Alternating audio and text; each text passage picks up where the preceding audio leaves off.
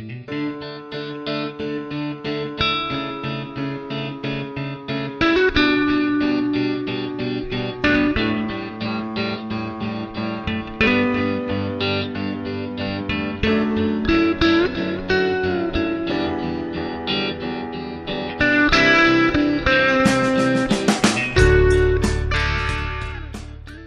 um prazer muito grande que vocês tenham vindo aqui. Hoje eu estou me sentindo assim como lançando o livro em casa, não é?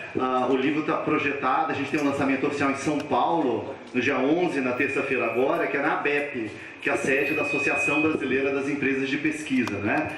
E porque São Paulo é onde tem a maior parte das empresas de pesquisa, tem muito cliente lá, mas é óbvio que eu não podia deixar de fazer um lançamento aqui na minha cidade, na cidade onde eu moro, onde nasceram meus filhos, onde eu tenho um monte de amigo, né? Mais que cliente, a gente tem um monte de amigo, onde tem tanta gente que faz parte da história da Mind, que não teria sido possível chegar até aqui se não fosse eles, então eu tinha que fazer um lançamento aqui. Um lançamento onde eu me sinto mais em casa do que em qualquer lugar, tá bom? Então, obrigado, é como se eu estivesse no quintal da minha casa, é mais quintal do Dom Pedro do que da minha, né? É mais para quintal do Dom Pedro, mas é um pouco quintal da minha casa também, então obrigado, me sinto numa reunião entre amigos aqui, obrigado por terem vindo, tá? Queria que fosse uma coisa assim pequena, intimista, e que bom que vocês vieram, tá bom? Falar um pouco sobre um livro, né, e é sempre o primeiro livro, é sempre uma emoção muito grande, né? Foi um livro que consumiu bastante tempo escrevendo, e como eu falei, eu vou fazer esse lançamento em São Paulo, na terça-feira. E aí eu dei uma ideia de, ao invés de palestra lá na sede da ABEP, de a gente fazer uma espécie de bate-papo, de talk show, de debate. Aí a ABEP convidou um sociólogo da USP, que é o Paulo Cidade, que ele é especialista no tema, enfim, tem mestrado, dá aula na USP, dá aula em pós-graduação. E hoje ele me ligou para combinar como seria esse debate, a pauta e tal. E eu fiquei muito feliz que ele falou, elogio em boca própria nunca é bonito, mas enfim, é o que ele falou. Ele falou: Alexandre, fiquei surpreso, não tem nada parecido que já tenha sido escrito no Brasil com essa abrangência, com essa qualidade.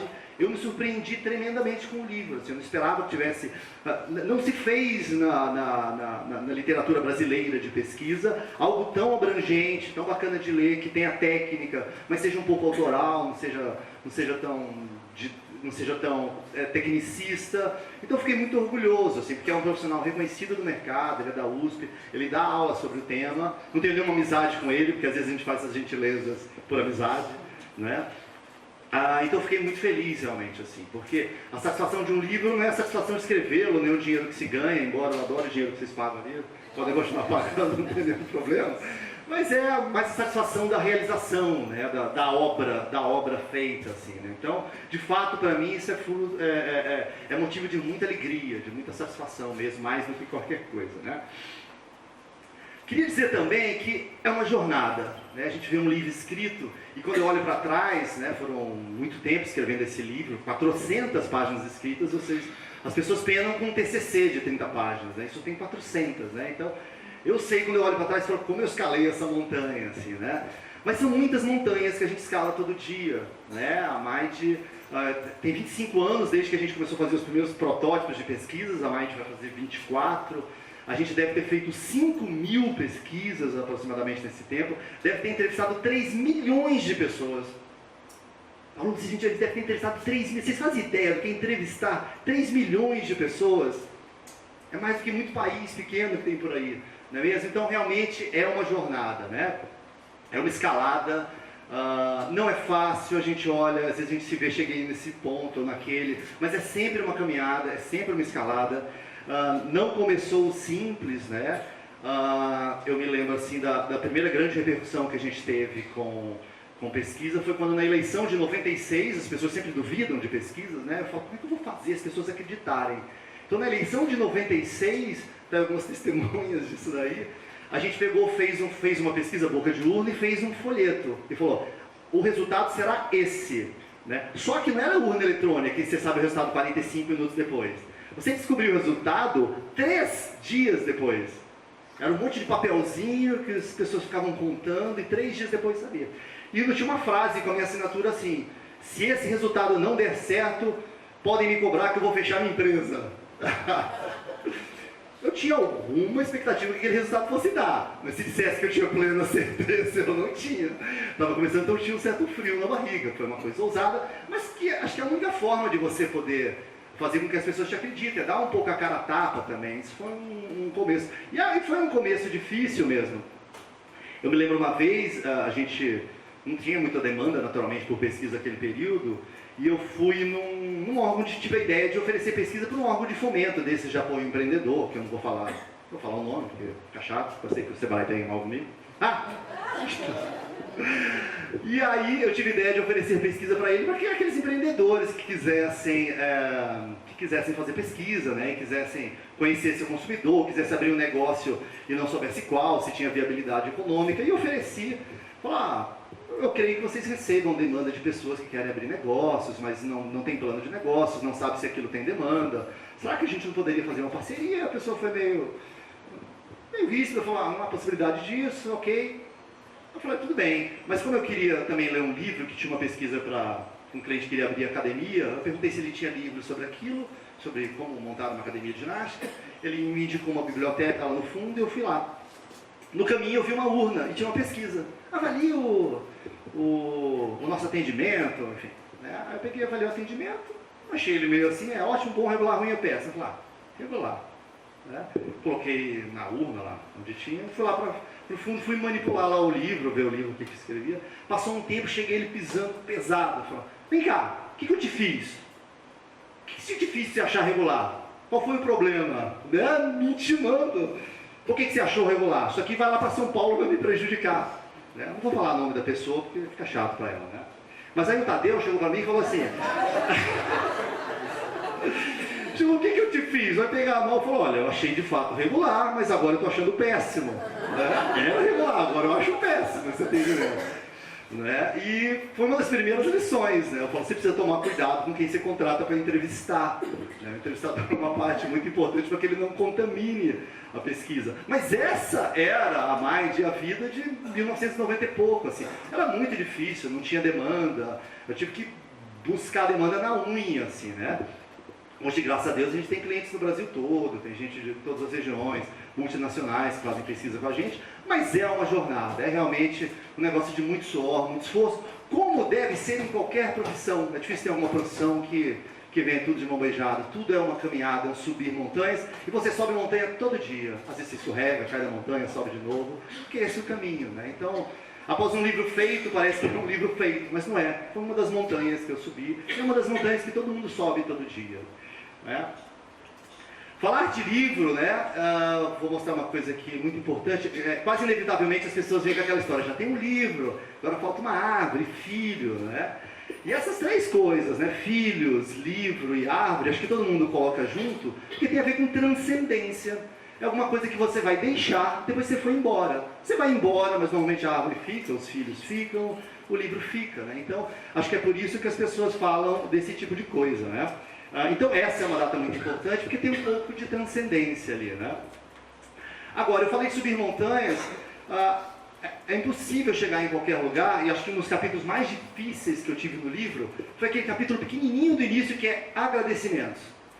Eu agradeci meus filhos, minha mãe, que me incentivou a ler desde que eu era muito pequenininho, minha mulher, enfim, clientes, o pessoal da Mind, que sempre esteve junto comigo, mas assim, teve tanta gente que me ajudou, tanta gente que confiou em mim, e eu falei, eu vou listar todo mundo, E aí eu começava a listar, falei, putz, esqueci daquele. Aí começava a listar, falei, esqueci do outro. Então eu acabei decidindo, falar, não vou listar ninguém desses clientes, de apoiadores, de pessoas que deram dicas, porque eu vou acabar cometendo um erro imperdoável, e eu vou perpetuar ele no livro, de ter esquecido, falei do João e não falei do Joaquim, então preferi não pôr, mas essa foi uma das partes difíceis. E eu estou falando disso porque, assim, eu acho que a vida às vezes é uma montanha russa, você está em cima, você está embaixo, você sobe, você cai, você pode estar em cima, você pode cair de novo, mas a gente precisa ser grato com todo mundo que nos ajudou na vida. Eu sou grato a um monte de gente. Aqui tem algumas pessoas, por exemplo, que confiaram na gente, mesmo quando ninguém confiava na gente. Um exemplo é o Dr. José Vicente, obrigado, você confiou na gente quando a gente não era nada. Leandro, obrigado,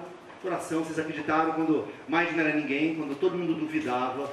E assim, e você precisa sobretudo quando você não tem ainda credibilidade, algumas pessoas precisam confiar em você e você precisa fazer jus a essa confiança, né? Porque depois, quando a gente olha a montanha escalada, parece que foi fácil chegar na montanha, mas é uma escalada. E muitas vezes muita gente te deu a mão para você subir nessa montanha. Então, eu não tenho como citar muito aqui. Teve o Carlos Reimer da Rádio Mantiqueira, que também fez muita pesquisa com a gente, apoiou a gente, indicou, ou seja, teve muita gente aqui da região, Guará, Lorena, Taubaté, Resende, que eu devo uma enorme gratidão e que eu não consegui localizar, porque são coisas de 20 e tantos anos, ou já se foram, ou não puderam vir, né? Mas em nome só desses dois que estão aqui, obrigado. Acho que a gente não sobe nenhuma montanha se às vezes não tiver alguém que ensine a subir a montanha, ou pelo menos confie na gente, assim, né? Então alguém me deu a mão, eu dou a mão para alguém, assim que é a vida, assim, né? Então, obrigado, eu não teria, e obrigado a todos vocês que estão aqui, vocês estão me prestigiando, obrigado. Muita gente comprou o livro, talvez nem precisasse comprar livro, mas é o carinho, a retribuição. Então, acho que a primeira coisa é, eu não tenho obrigados para dizer para todo mundo, e seria impossível listar, né? A gente está rodeado de gente que gosta, a gente confia, a gente carinha. Então, o primeiro ponto é, esteja você em cima da montanha, ou se você embaixo da montanha, em cima da montanha russa, ou na parte mais baixa, seja grato. As pessoas sempre foram legais, e eu sou de coração, todo mundo que confiou na gente. Eu não chegaria aqui sozinho, desde funcionários, pesquisadores, gente de van, ex-funcionários, clientes que confiaram em mim, gente que me ensinou coisas, gente que me mostrou que eu errei. Então, muito obrigado a todos vocês, todos aqueles presentes ou não que me ajudaram a escalar essa montanha. Então, tem o livro, tem os filhos, tem a árvore, como é que é isso tudo, né? Esses são dois dos meus maiores tesouros. É o Cássio e o Tarek, vem cá. Vem cá, filho, vem cá. Tudo bem? Tudo bem. Ah, filho, você vai escrever livro também um dia? Sim. Você vai escrever livro sobre o quê? Sobre espaço. Espaço? Espaço o quê? Sideral? 2 passos. Você vai falar sobre o quê? Planetas, filho? Sim. Quantas páginas vai ter seu livro, filho? 500. Nossa, vai ganhar o papai. E você? 500. 500 também é o seu? Você vai escrever sobre o quê, filho? Papai Alexandre de Souza Correia Lima. Papai Alexandre de Souza Correia. São dois tesouros, né? São duas das coisas mais valiosas que eu tenho na vida. Então eu já tenho filhos, né? Que é uma coisa fantástica. Aí a André me perguntou se eu plantei árvore. Eu plantei e não sei cadê a árvore. Quando o Cássio nasceu, a Santa Casa dava uma muda de árvore, né? Aí eu peguei e falei, claro que eu vou plantar árvore, né? Já tinha ideia de escrever o livro, falei, claro que eu vou plantar essa árvore. Fui lá no bosque, acho que eu vou plantar aqui. Mas só me lembro que era perto de uma torneira. E aí passou um ano, eu falei, vou olhar minha árvore lá, vou tirar uma foto da árvore. Cadê a árvore? Um monte de árvore, pequena, média, grande, eu plantei aonde que ela está, sinceramente eu não sei, não sou mais capaz de dizer, né? E além deles, agora tem o livro, né? Então eu acho que eu completo aí uma trilogia de posteridade. Espero que eu deixe bons frutos aí, né? De transcendência para quando eu sair, bons filhos, assim, de bons valores para eles. O livro, espero que ajude algumas pessoas, né? A árvore, que alguém ache que dê frutos para alguém, mesmo sem eu saber qual é, né? Então essa trilogia está completa, né? Eu gosto muito de biologia, né? Eu gosto muito de genética também, né? E falando desse negócio de filho, eu estava pensando sobre gestação, sobre gravidez. Eu gosto de estudar genética. Né? Aí eu descobri, por exemplo, que o elefante africano, ele tem uma gestação de 22 meses. Né? O ser humano normal tem 9 meses, né? Meus filhos um pouco afobados nasceram um pouco antes, não sei porquê. Então o elefante africano tem uma gestação de 22 meses. Mas aí eu fiquei pesquisando mais em sites, né, americanos de ciência, e descobri que o tubarão-cobra tem uma gestação de 42 meses. Tubarão-cobra, 42 meses de gestação, né? E foi tudo que eu consegui descobrir, né, pesquisando. Mas eu descobri que a ciência tem uma falha terrível, que ela não identificou uma gestação ainda maior. O meu livro, 48 meses. Foi uma gestação de 48 meses, não foi fácil não. É uma montanha, que um Everest para subir. Eu levei acho que uns 8 meses lendo tudo que vocês possam imaginar de literatura americana, inglesa, espanhola, mexicana, argentina, até paraguaia. Tudo que vocês possam imaginar. Depois foi mais, acho que alguns meses planejando, 2 anos escrevendo, mas escrevendo obstinadamente, do tipo, a Elisângela sabe, né? Eu não ficava no Facebook, escrevendo livro, ali a prova, vou falar para você. de 10 da noite a 1 da manhã, todos os dias, depois nos sábados, depois quase um ano editando, negociando com a editora, revisa, enfim, então é uma obra de fôlego. Fico feliz que ela tenha chegado às bancas, tá legal?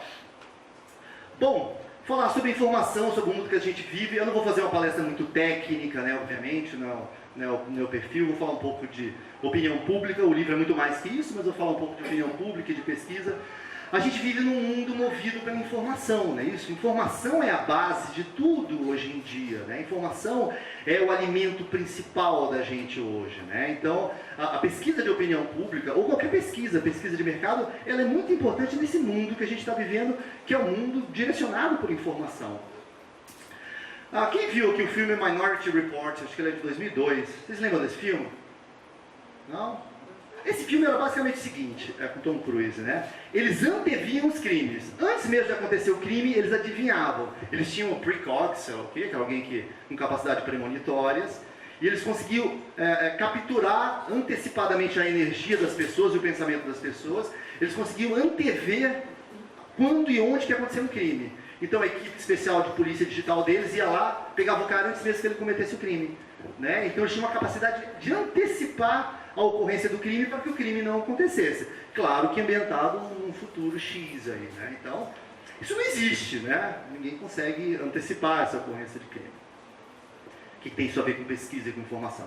Essa é a taxa de crimes de Nova York, né? Nova York, não sei se vocês sabem, é uma cidade violentíssima. Nos anos 70 e 80, Nova York era terrível, tipo Brasil, assim. Muito violenta a cidade de Nova York. Essa era a média de crimes dos Estados Unidos, ou crimes por 1000 residentes, né? Essa é a taxa dos Estados Unidos. Olha a taxa de Nova York. Era muito violenta a cidade, realmente muito violenta. E você tem uma queda brutal aqui a partir de meados dos anos 90, quando, e não é que tem a tendência não era nos Estados Unidos, continuava quase que estável, né? Você tem uma queda brutal na taxa de crimes de Nova York a partir de meados dos anos 90. O prefeito era Rudolph Giuliani e as pessoas associam muito isso a uma política que ele tinha de tolerância zero, né? Reprima qualquer tipo de crime ou de infração que tiver. Quebrou uma vidraça, puna. Pichou, puna. Pulou a catraca do metrô, puna, para que esse exemplo, desde as menores coisas, repercuta na sociedade. Isso é, talvez, o que é mais famoso do tolerância zero. Mas teve uma outra coisa também. Eles implantaram, nesse mesmo período, um software chamado CompStat. Isso era um software estatístico que gerenciava informação de crime. Então eles passaram a usar inteligência contra o crime. Então eles descobriram, por exemplo, que roubo de carros acontecia muito entre a rua A, B, C e X, em tais horários, em tais dias da semana. Delinquência juvenil era mais naquele bairro, naquelas circunstâncias. Então eles começaram a trabalhar informações por esse software, em que eles permitiam entender qual era o padrão do crime. Falar, normalmente, crimes sexuais acontecem ali, naquele horário, com esse tipo de pessoa. Um roubo de carro é ali, assim, assado. Ou seja, eles passaram a usar essas informações, essas pesquisas de dados, como uma forma de inteligência, de antever qual era o padrão de crime. Não como no Minority Report, mas eles conseguiam usar isso para evitar que os crimes acontecessem. É o uso da informação, é o uso da inteligência, né? Da inteligência para você poder combater crime, por exemplo, né? O problema no Brasil é que o crime é mais organizado que o Estado, né? Então isso normalmente não acontece, mas esse é um exemplo que eles usaram, as informações. Seria muito reducionista dizer que ela caiu só por causa disso, né? Caiu por uma série de coisas, inclusive por causa da tolerância zero, mas o CompStat, todos os técnicos admitem que esse foi um dos fatores de fazer cair o crime na cidade de Nova York. Novela da Globo. Gente, não se faz novela da Globo sem pesquisa. O destino dos atores, das atrizes, dos personagens é decidido em pesquisa. Eles fazem muita pesquisa qualitativa com a população, para saber quem está gerando empatia com quem. Porque de repente tem um personagem que você gosta muito, eles matam o personagem e você perde interesse na trama. Então muitas tramas, às vezes elas têm um desenrolar completamente diferente do que o autor imaginou, simplesmente baseado no gosto das pessoas, na opinião das pessoas, baseado em pesquisa. Então cada vez mais se usa pesquisa para tudo, né? Da novela ao combate ao crime. Eu gosto de tênis, tem um amigo ali que gosta de tênis também. E hoje uma partida de tênis ou de qualquer esporte é quase uma explosão estatística. Eles dão estatística de tudo, do saque, da velocidade, primeiro saque, segundo, tudo, altura da bola, tempo de resposta. É incrível. Ou seja, e os técnicos de futebol, de qualquer coisa, precisam quase que ser um analista de pesquisa. Isso vai acontecer em cada vez mais áreas, né? No futuro, o profissional do futuro vai ter que ter a capacidade de usar essa informação para navegar nesse mundo que a gente vive, para tomar decisões melhores. Porque a gente vai ter cada vez mais informação disponível. Desde o jogador, que precisa entender essa estatística para saber no jogo de percentagem o que vale mais a pena ele fazer, né? Até um gestor, qualquer coisa. A pesquisa e a informação está em tudo, né? Não é à toa que a gente fala que a gente está no mundo do Big Data, né? Das grandes massas de informação. A gente vai deixando rastro onde quer que a gente passa. Nosso celular deixa rastro de onde a gente andou, do que a gente fez. Nosso cartão de crédito deixa. Os cookies de computador andam espionando o que vocês fazem na internet. A gente está eletronicamente vigiado. Tudo isso é informação que está disponível, né, para as empresas, para as instituições trabalharem. Mas nem sempre foi assim, não é mesmo? Quando a gente olha a saga humana na Terra, se a gente for voltar no passado, muito no passado, nossos ancestrais, nossos primos das cavernas, o diferencial para sobreviver não era informação, era força física. Vencia quem tinha mais força física, não é? Não é à toa que dizem que as mulheres têm maior predileção por homens de ombros largos, né? Que dizem que significaria uma maior aptidão para a caça, protegeria melhor ela e os filhos naquele ambiente hostil que eles viviam. Né? É por isso que usa ombreira, por exemplo, aqui, ó. Né? Não tem adiantado muito, mas sentido. Né? Ou seja, mas o diferencial naquela época era força física, né, para sobreviver. Depois, na Idade Média, eram diferenciais de berço. Filho de nobre permaneceria nobre, filho de pobre permaneceria pobre. Ainda é um pouco assim, né? Não totalmente assim, né? Mas eram diferenciais de berço, né? Então, se no começo era força física, depois eram diferenciais aristocráticos de berço, mas hoje em dia não, é informação, conhecimento. Quem são esses caras? Facebook, Apple já falecido, Bill Gates. O que eles fabricam? Fabricam nada, fabricam informação. O que o Facebook fabrica? Quem fabrica são vocês, fofoca, ficam postando kkk, um monte de coisinha. É vocês que fabricam o Facebook, né? E ele é bilionário jovem ainda. Antigamente só virava bilionário quem herdava, quem construía uma empresa petrolífera. Né? Hoje em dia não, essas pessoas são todas da era da informação. O que o Bill Gates fez? Software. 10100010, software. Né? Ou seja, esse é o mundo que a gente vive, um mundo da informação, um mundo da pesquisa, um mundo da arte, do entretenimento. Essas pessoas são bem pagas hoje. As pessoas que lidam com a coisa intelectual, artística, sabem manipular o conhecimento, a informação. Ou seja, o conhecimento hoje, a informação nos leva mais longe, e é por isso que pesquisa é importante. Né? Quem tem pesquisa tem poder, tem informação, tem capacidade de decidir melhor, seja empresa, seja profissional. Não é à toa que quem tem mais escolaridade, mais anos de estudo, normalmente ganha mais, porque essa pessoa tem mais condições de tomar melhores decisões, de tomar decisões mais acertadas, de fazer melhor.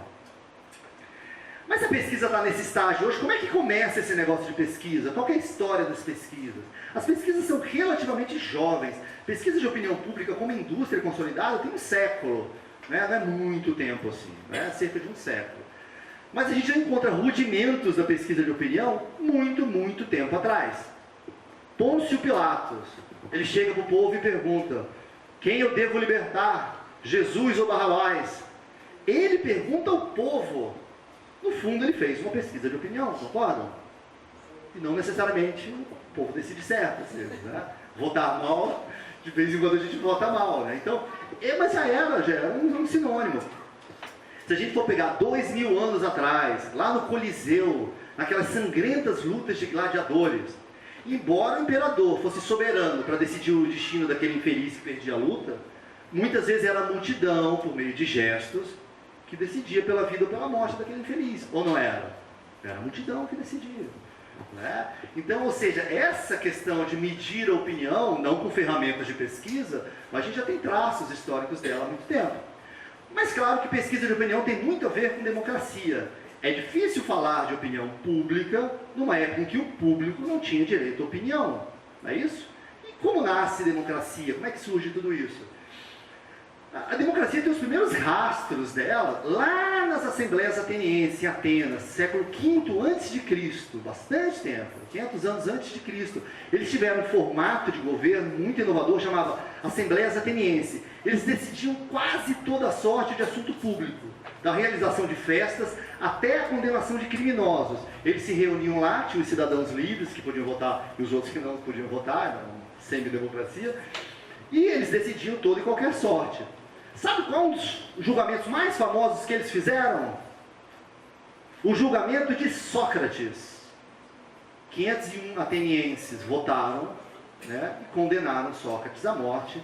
Ele se matou tomando cicuta. De novo, até agora não dei um bom exemplo de votação, né? Só voto ruim. Só voto ruim por enquanto, né? Mas as assembleias atenienses, elas não duraram tanto, mas é um dos primeiros fenômenos que a gente tem de uso da democracia. Mas parou ali. O que teve depois?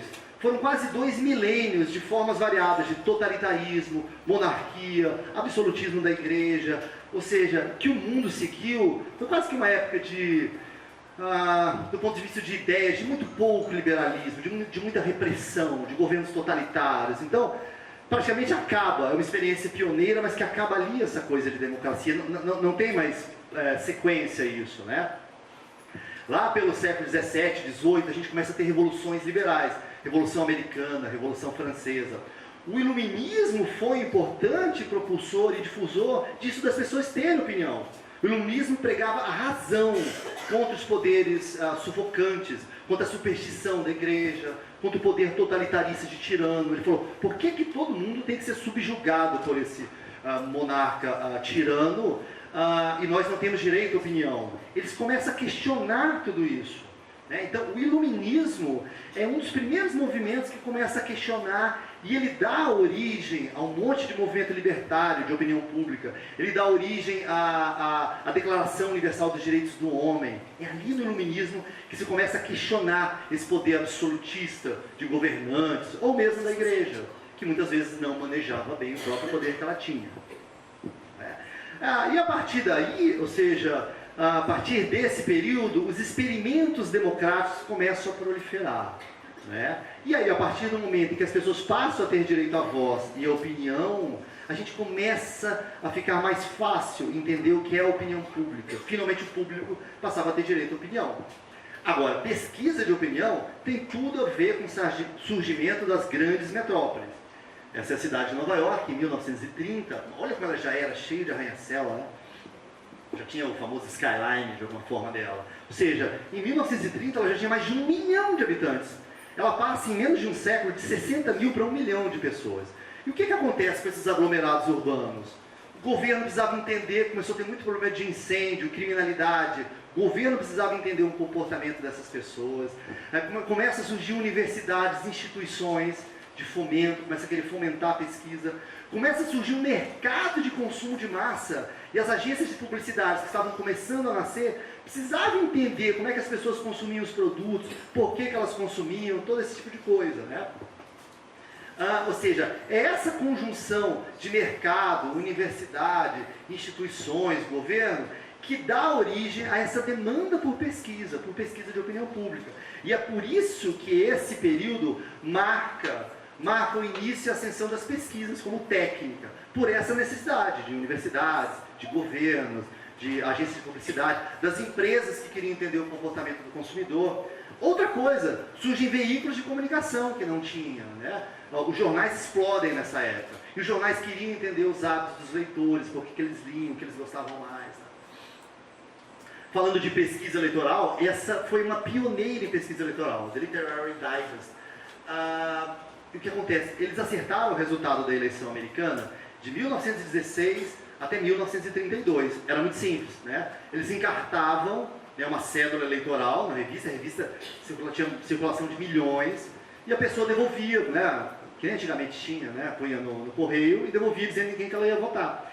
E eles pegavam amostras assim, de 3 milhões de cédulas, era um negócio impressionante, né? E eles diziam, quem será o presidente americano? X. Né? E eles acertaram em 1916, 20, 24, enfim. E o que acontece? E fizeram fama com isso. Né? Só que em 1936 eles cometem um dos maiores fiascos da história das pesquisas e erram profundamente. Isso aqui é uma foto célebre, né, Dewey defeats Truman. Na verdade deu o contrário do que eles disseram que ia dar, por uma razão muito óbvia. A revista tinha um viés que era muito ligado a um determinado partido americano, né, era um perfil mais escolarizado, mais elitizado, e os outros eleitores eles não ouviam, porque não gostavam da revista. Né? Igual como se a Veja for fazer uma pesquisa e a Carta Capital for fazer outra. Cada uma vai dar um resultado, né? Por causa do perfil de leitores. E ela errou profundamente. Né? Quando ela erra, é que surge o Gallup. O Gallup fez pesquisa científica com amostragem. E eles fizeram 3 milhões de entrevistas. O Gallup fez 2.000. O Gallup acertou certinho, e eles com 3 milhões erraram. Né? Então, aí que começam a ver a importância de fazer boas amostras. Mais do que amostras enormes, amostras representativas. Né? E hoje, né? A indústria da pesquisa está consolidada. Se faz pesquisa para avaliar satisfação de cliente, satisfação de funcionário, negócios futuros, se muda o sabor do refrigerante ou não, como é que termina o final da novela, ou como se diminui o crime da cidade. Usa-se pesquisa para tudo, porque pesquisa é informação, e informação é a base para você decidir bem qualquer coisa. Outra coisa, as pesquisas de opinião, elas ajudam a contar a história. Eu que escrevi nesse livro, tem tanta coisa que a pesquisa de opinião ajuda a escrever e a entender a história, que é impressionante. Quando a gente pega o acervo das pesquisas, é possível contar quase que a história da sociedade através de pesquisas.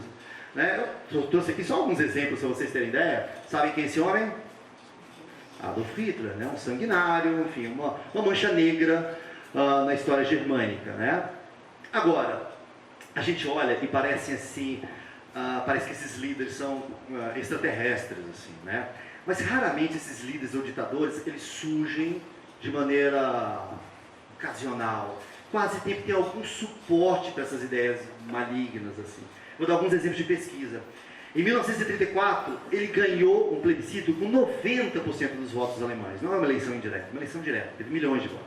90% dos alemães votaram nele. Não estou falando mal dos alemães, os alemães até hoje são uma mancha, eles têm vergonha disso, mas estou falando de um retrato da época. Muito possivelmente, daqui a 100 anos, a gente vai se envergonhar, não a gente, talvez nossos descendentes, né? Se envergonhar de coisas que a gente faz hoje, a gente não tem nem noção do que a gente faz hoje. Né? Mas, em 1934, elegeram ele, deram 90% dos votos dele, ele já tinha perdido antes. Claro que tem todo um cenário, né, um contexto geopolítico que ajudou a ascensão do ideário maluco dele, mas ele teve 90% de votos, votaram nele. Ele não entrou por poder votar, ele entrou com voto. Tem uma série de estudos de opinião que fizeram na Alemanha, pós-guerra, entre 1945, acho que 1949, eu não me lembro a data, mas já no pós-guerra. E os alemães, eles diziam nessa pesquisa, a maioria dizia que o nacionalsocialismo, que é a gênese, o DNA do ideário maluco nazista, era uma boa ideia, só que mal implementada. Mais da metade dos alemães, já depois da derrocada dos nazistas, diziam que o nazismo, ou a variante do nazismo, né, o nome técnico do nazismo, era uma boa ideia, só que foi mal implementado. Na mesma época, uma quantidade desconcertante de alemães ainda dizia que a raça ariana era sim superior a negros e judeus, por exemplo. Depois que ele já tinha caído, morrido, suicidado, enfim... Olha como é complexo, eu não estou falando mal, só estou fazendo uma constatação. Nós brasileiros já escravizamos negros, já fizemos um monte de coisa horrível, ainda estamos fazendo em outras variantes. Só estou te falando, mas as pesquisas ajudam a ler isso, a entender esse contexto em que surgem ditadores, surgem essas coisas. Né? Essa fonte é Public Opinion in Occupied Germany, entre 1945 e 1949. Foi uma série de estudos que institutos de opinião fizeram na Alemanha, para detectar como é que era a aceitação do alemão a essas teses, essas teorias. Né? Brasil, golpe de 1964, né? A gente tem, a partir do qual se implantou o militarismo no Brasil. Né? E o que acontece? Qual era o pano de fundo? Quais eram as pesquisas de opinião da época? 80% eram contra a legalização do Partido Comunista. Não estou falando que eles deveriam ser a favor do Partido Comunista, mas eram contra até a existência do Partido Comunista. Ou seja, com o pano de fundo, tinha um pouco, não era todo mundo que queria, mas tinha um pouco de respaldo para acontecer o que aconteceu. Né? No pós-golpe, depois isso foi uma pesquisa feita depois que o golpe aconteceu, para 70%, a partir do golpe, agora sim o Brasil vai melhorar. Né? Para 54%, eles apoiavam a deposição do presidente. Então, às vezes a gente olha alguns episódios históricos, parece que está desconcatenado das pessoas, mas não. Muitas vezes isso tem uma base de suporte popular, alguma dessas ideias. Né? E eu falo isso justamente pelo contrário também. E quando não tem suporte, você pode derrubar essas mazelas, como eu vou mostrar depois. Né? São os Estados Unidos, da década de 30. O Gallup fazia uma série de pesquisas, ele chamava America Speaks, que eles tentavam entender o que o americano da época, as famílias americanas achavam. Olha que interessante, aqui já já falei sobre política, falar sobre machismo, por exemplo. 78% achavam que é absurdo a mulher trabalhar quando o marido é capaz de prover o lar. Se o marido é capaz de prover o lar, é um absurdo a mulher trabalhar. Eles eram contra, quase 80%. Né? Comparar hoje, que é um país libertário, né, igualitário, a gente vê como mudou. Né? 63% achavam que se uma mulher usar short em público, né, na fio dental, um short, é indecente. Mas homem sem camisa só é indecente para 33%. Assim, ou seja, é um retrato. E se você olha a propaganda da época lá no Brasil, eram propagandas muito machistas mesmo, né, da mulher no fogão, né, aquele tipo de coisa. Então a sociedade muda. E as pesquisas de opinião ajudam a gente ver como a sociedade vem mudando. Opinião pública também ajuda a mudar as leis. As leis seguem muito um comportamento tácito que a gente chancela ou não. Por exemplo, alguém aqui do direito, cadê o Pablo, já foi? Alguém aqui do direito? Não. Vocês sabem o que era o artigo 240 do Código Penal antigamente? O que era o artigo 240 do Código Penal? Crime. Adultério. Adultério era punível com até 6 meses de cadeia. Até onde eu sei, pouquíssimo ninguém foi punido no Brasil porque não pegou essa lei. Essa foi uma lei no Brasil que não pegou, né? Porque não tinha cadeia suficiente, eu acho. Né? Uma lei que não pegou, né? Uma lei que caiu em desuso, os próprios tribunais meio que se negavam a punir e condenar as pessoas por esse pequeno delito, e não pegou. Não estou falando que é legal fazer isso daí, nem falaria na frente dela. Mas assim, eu estou falando que não teve suporte social. É um delito privado da vida particular, que é negativo, mas do ponto de vista da sociedade não deve ser punível com cadeia. Isso é uma coisa que a opinião pública, os costumes, tiraram da lei. Tem ali uma psicóloga, não faz muito tempo atrás, homossexualismo constava da lista de doenças. Hoje não consta. Mas não que tenha tido uma descoberta científica tão fenomenal assim, né, que tenha mudado tanto o que era. Mas socialmente é quase impossível você defender uma coisa dessa hoje em dia. Então a sociedade muda. E essas forças de opinião pública, elas acabam tendo um impacto enorme na política, na sociedade, na lei, no ordenamento jurídico, em quase todos os campos. Então a opinião pública influencia a vida, a lei, os direitos, os costumes, as profissões, até sem a gente perceber. Né? Outro que é a opinião pública, assim, sempre foi um lado muito desprivilegiado, foram as mulheres. Né? O direito ao voto das mulheres, ele só começa na Europa, lá por volta de 1912, 1915, que começa a disseminar a mulher ter direito a votar. Na super desenvolvida Suíça, mulher ganha direito ao voto em 1971. Na Suíça, mulher ganha direito a votar em 1971. Olha que loucura. Na Arábia Saudita, a mulher ganhou direito a votar alguns anos atrás e ainda não ganhou direito a dirigir. Engraçado, né? Eles deram já o direito ao voto, mas não deram o direito a dirigir. Estranho, né? Mulher só pode dirigir como idolado. Vocês sabiam disso na Arábia Saudita? Ela só pode dirigir se tiver um tutor, um homem do lado dela. Já pode até votar. Isso hoje, isso não é 1847, não. Isso agora, 2017. Mulher não pode dirigir na Arábia Saudita. Né? O que é esse sorriso de campo de rosto ali? Então é isso. A opinião pública ajuda a mudar o mundo. O mundo é mudado. O mundo sofre alterações pela opinião pública. A opinião pública ajuda a mudar o mundo como a gente conheceu. Olha essa foto aí do Vietnã. A gente não abriu os olhos para o Vietnã. Aí quando você vê uma cena assim, logo a opinião pública tirou o mínimo de suporte que tinha, e foi quase insustentável você levar mais muito tempo uma guerra dessa, quando você vê inocentes sofrendo com essa guerra. Ou não foi? Foi a opinião pública que acabou com a guerra do Vietnã, de alguma forma. Isso daí na Praça Celestial, em Pequim, esse homem sozinho, solitário, contra o poder opressivo dos tanques na China. A China até hoje ainda é muito fechada, ela censura o Google. Mas olha a força dessa imagem. Eles já se abriram muito mais. Isso tem muito a ver com a opinião pública. A opinião pública é capaz de mudar o mundo. A opinião pública que condena Jesus em favor de Barrabás é a mesma opinião pública que pode pedir mais direito para as mulheres. É a mesma opinião pública. Isso aqui é o Brasil. Isso são os protestos de 2013. Uma coisa meio doida, meio caótica, sem ordem, Tá vendo? Pedindo tudo, reforma tributária, PEC, transporte público. Começou com a historinha dos 20 centavos, lembram? Agora, vocês não conseguem traçar um paralelo disso com tudo que está acontecendo no país? Não é fortuito. Tudo que acontece hoje no país, todas essas mudanças, toda essa tentativa de limpar, de tirar o lixo debaixo do tapete, é muita ingenuidade achar que isso não tem nenhuma conexão com isso. Isso é opinião pública, dizendo, eu cansei, eu não aguento mais, chega, passou do ponto. Então a mesma opinião pública que condena, a mesma opinião pública que afaga, ela afoga, mas uma hora ela percebe qual é o caminho certo. E é por isso que a gente evolui. É por isso que a humanidade, apesar de todas as mazelas, é melhor hoje do que já foi no passado. Ninguém ligava para os refugiados da Síria até você ver uma cena horrorosa dessa. É um problema humanitário, sempre teve, até que você vê uma história dessa, isso bate fundo no seu coração. Aí você consegue fazer a força da opinião, mudar as coisas. Toda a regulamentação mudou com essa foto. E a opinião pública falou, opa, é verdade, acho que precisamos fazer alguma coisa. Falei de passado, de presente, mas e o futuro da pesquisa? Pesquisa é muito importante, acho que eu já dei uma pincelada aqui para vocês. Mas para onde caminha a pesquisa? Qual é o futuro?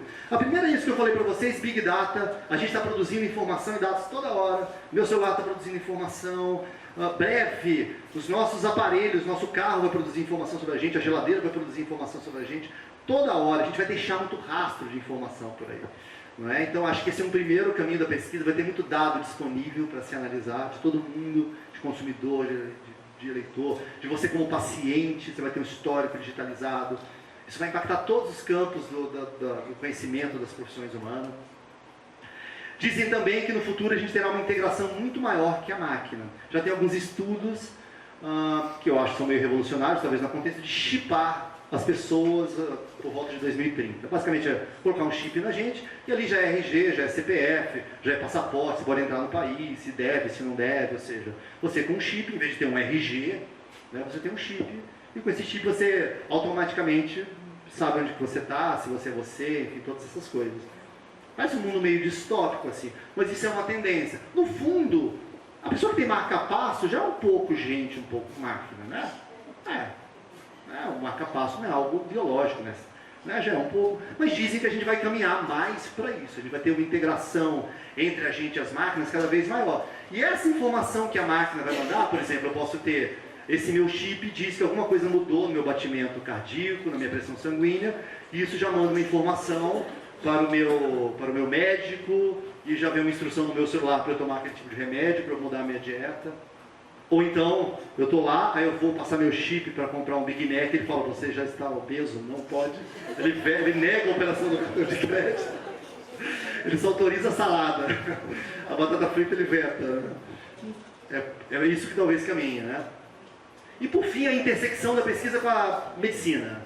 Né? A gente tem a pesquisa quantitativa, que é a mais clássica, que eu chego e pergunto um monte de gente, o que você gosta disso, o que você não gosta, se é a favor ou contra aquele assunto.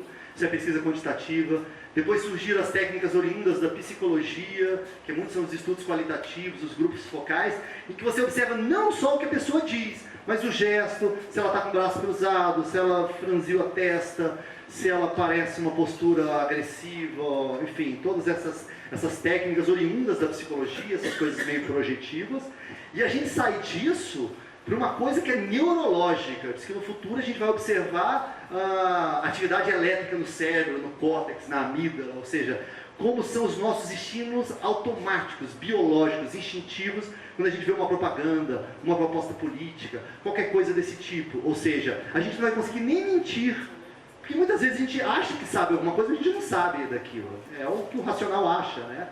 As técnicas emprestadas da psicologia é um pouco para tentar pegar aquilo que está nas entrelinhas, mas com esses testes do neuromarketing, a tendência é que a gente vá para um outro campo, né? O campo da medicina, né? Das respostas biológicas, neurológicas, fisiológicas a esses estímulos. Né? Um mundo admirável, a gente ainda está engatinhando nisso, não dá para saber muita coisa, mas é para onde provavelmente tudo caminha. Falando em caminhar, eu estou caminhando para o fim dessa breve palestra para vocês, espero que vocês estejam gostando até aqui. Né? É hoje um dia muito feliz aqui, que eu esteja aqui na presença de tanta gente amiga, de tanta gente generosa. Obrigado, Silas.